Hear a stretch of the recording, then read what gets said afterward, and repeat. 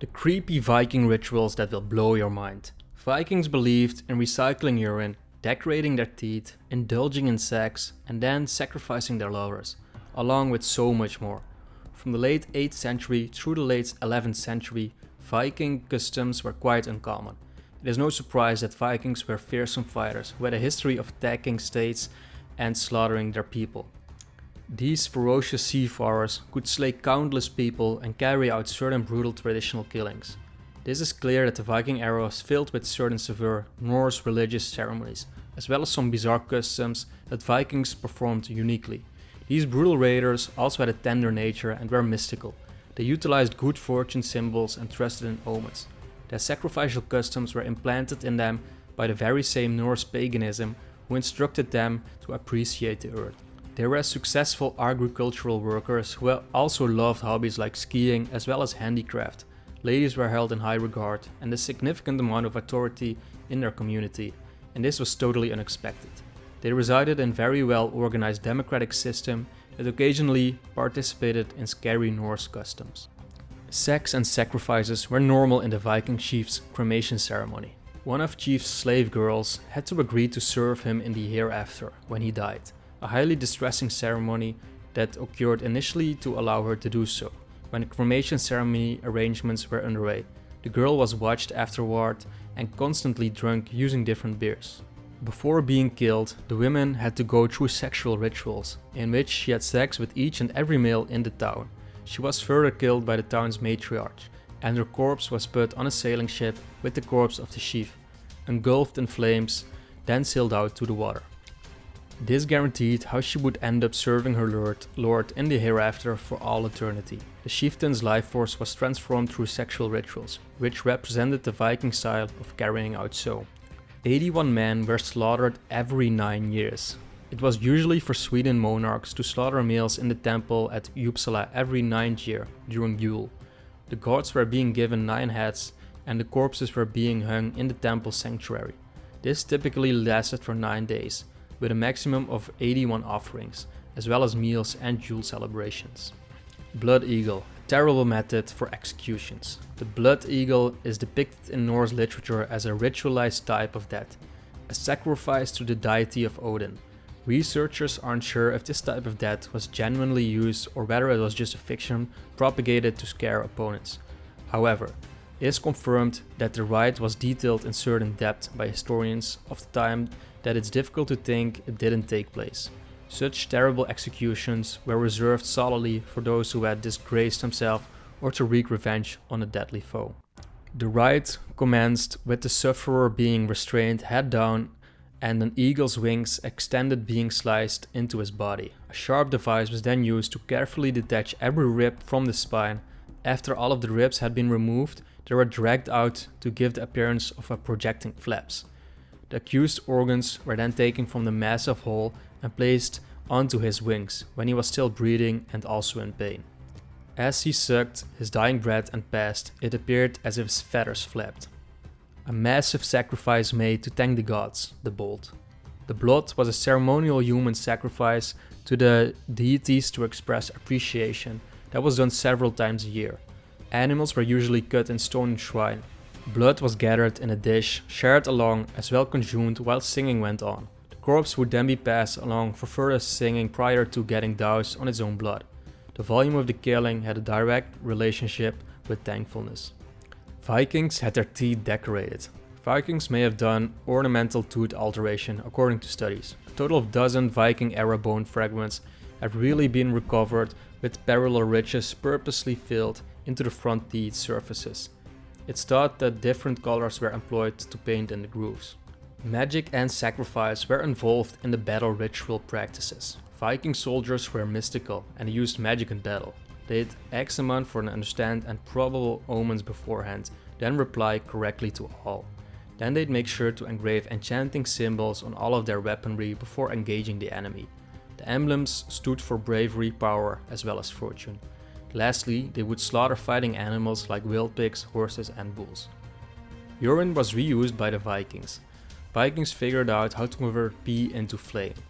It was accomplished by immersing a tree bark fungi known as touchwood in a container of pee for several days. This was crushed into a solid piece of substance.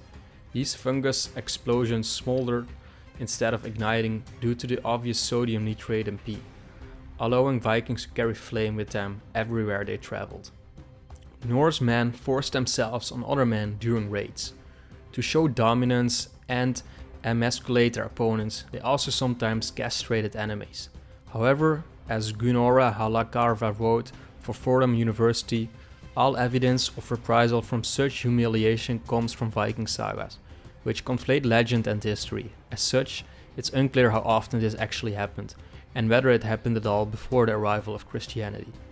Homosexuality relationships between friends, or at least penetrative anal sex between male friends, was considered betrayal because it's consistent of one friend emasculating the other. However, it's possible homosexuality became less stigmatized for men who were married and had children, because they were finished with their duty to propagate their bloodline.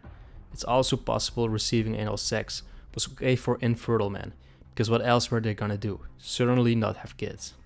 Viking men are often depicted contradictorily as both homoerotic and prejudiced against gay people. The hair, the muscles, the hammers, the revealing costumes come to daddy, but the posturing, the clipped phrases, and the aggression are more in line with contemporary ideas about hypermasculinity. Truth and misconception exist in such depictions on account of the understanding of homosexual behavior in Viking culture. Before the arrival of Christianity, Norse people didn't view homosexuality as opposed to laws of nature, men or gods, however as patriarchal-based culture.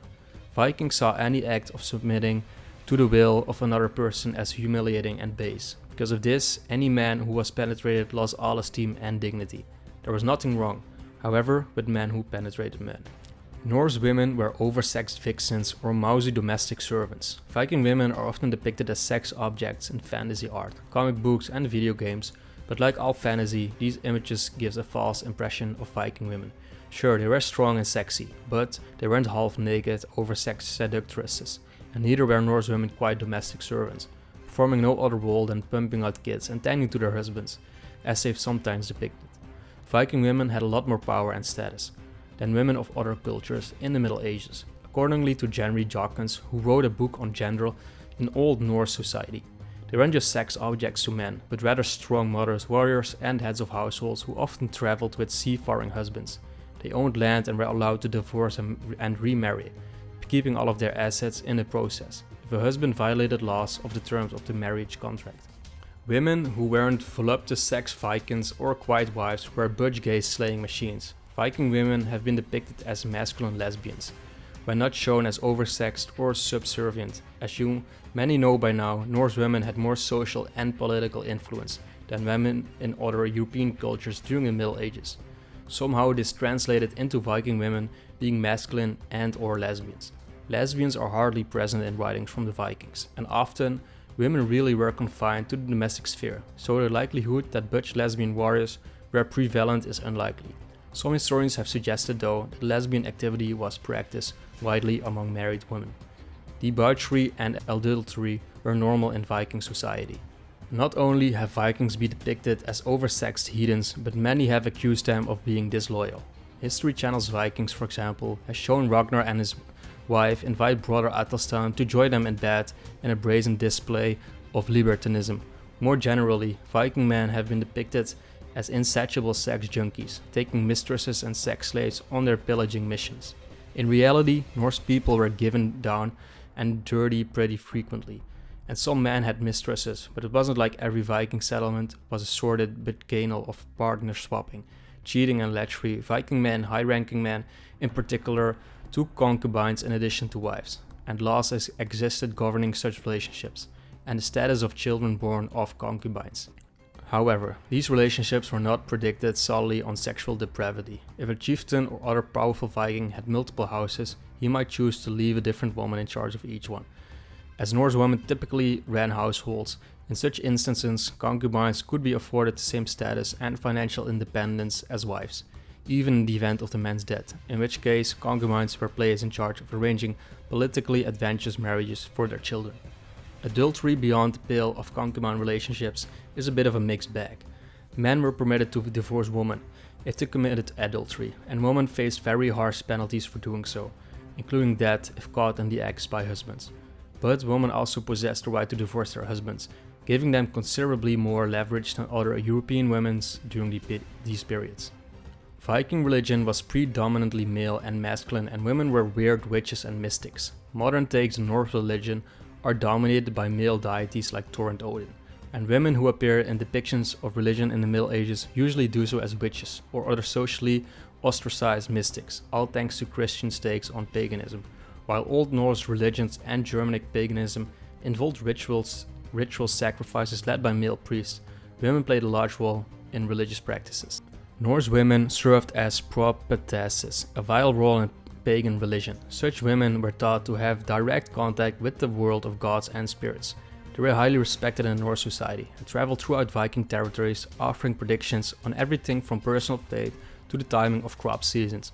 They were believed to receive information directly from gods such as Freya, Thor, and Odin. Freya, goddess of love, fertility, and household prosperity, was extremely important in the Norse pantheon. The real misconception here is that notion of witches.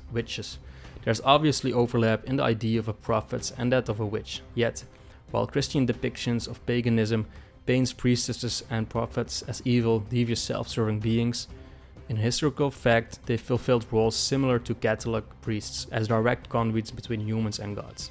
Viking men were unhinged, violent lunatics. Much of the bad reputation Vikings ended up with is the fault of raging shaman warriors known as Berserkers. Berserkers isolated themselves in the wild, tripped on mushrooms, got drunk, drank the blood of animals, and whipped themselves into psychotic frenzy. Then, wearing nothing but animal hides, they charged into battle. Berserkers took on the traits of wolves and bear, and ripped people to shreds.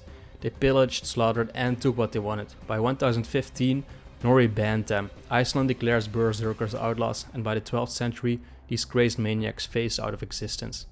Average Viking men and women led civilized lives. They were family-oriented farmers, religious people who were big on hygiene.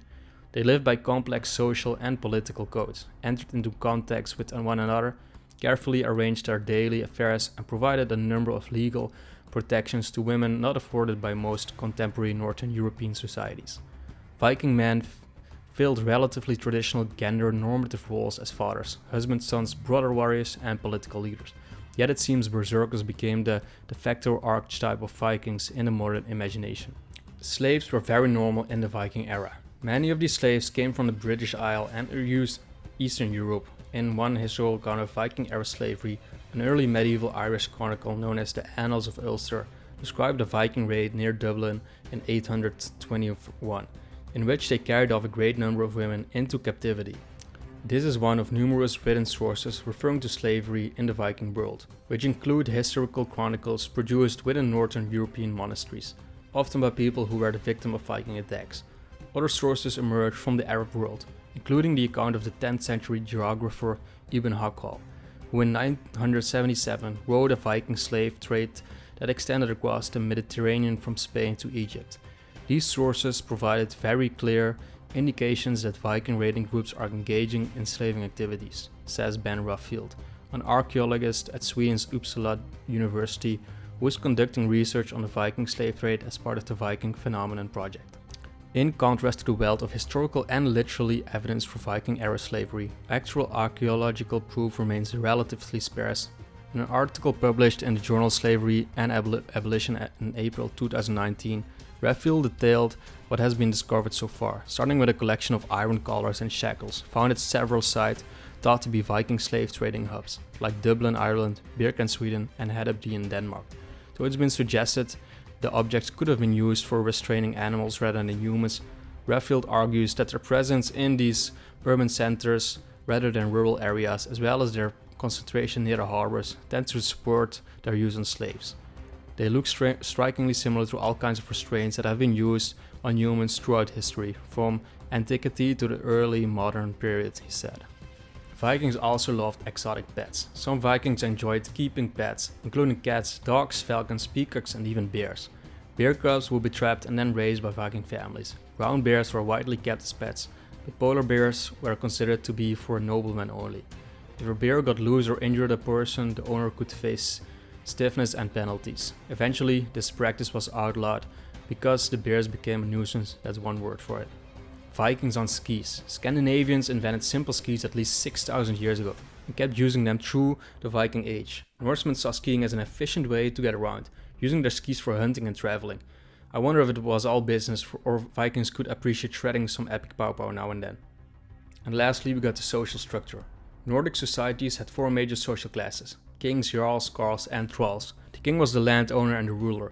A jarl was considered the highest nobleman of the king. They were given territories to rule over by their king. Carls made up most of the population. These were the free people, farmers, tradesmen and builders, who could also own land. Finally, there were the thralls, or the slave class. And if you don't want to be a thrall, you better like this video now and subscribe to our channel. Also, click the video on screen now if you want to know what really made the Vikings disappear. See you there.